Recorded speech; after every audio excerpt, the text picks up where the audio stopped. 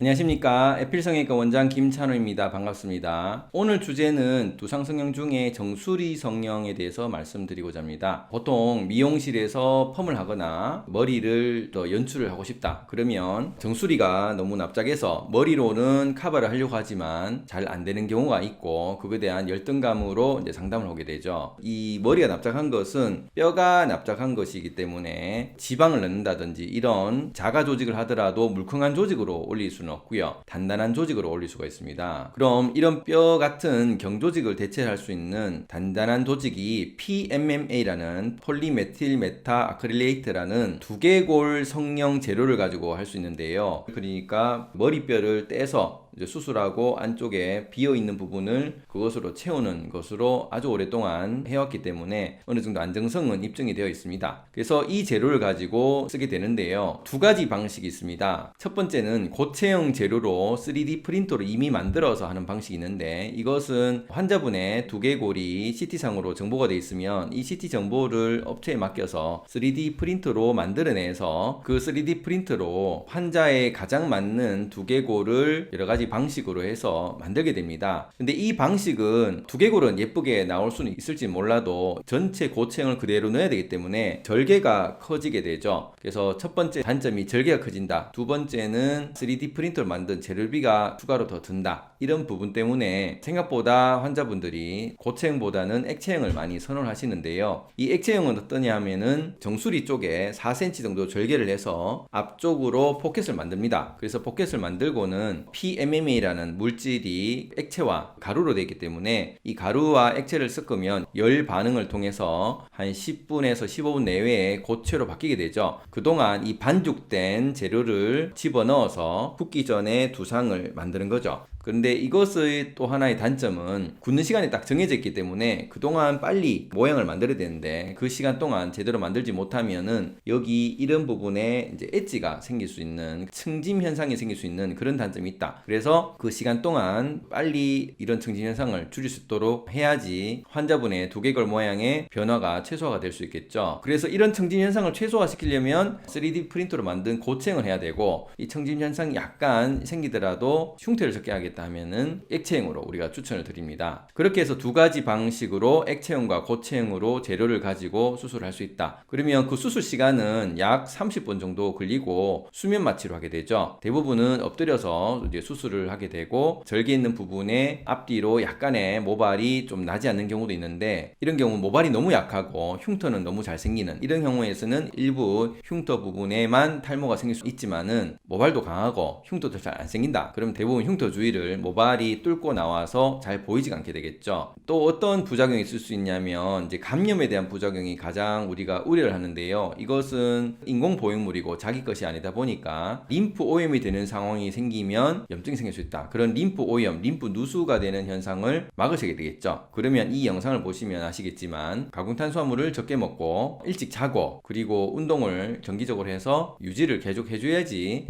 인공 보형물을 하더라도 이런 염증에 대한 반응이 훨씬 적을 수 있다. 이렇게 이해하시면 되겠습니다. 그래서 수술하시려는 분 중에 너무 생활이 불규칙하다 이러면은 미리 생활을 규칙적으로 바꿔놓고 수술하시는 게 좀 더 안전하다, 이렇게 이해하실 수 있겠습니다. 오늘 어떠셨습니까? 이런 정수리가 납작한 분들이 머리로 커버가 잘 안 되기 때문에 수술하게 되고, 이런 수술할 때는 안쪽에 인공 재료를 넣지 않고는 수술이 불가능하기 때문에 특히 염증에 대한 신경을 많이 쓰시고 그런 규칙한 삶을 잘 하실 수 있으시다면 수술을 받는 게 좀 더 현명하지 않을까 싶습니다. 감사합니다.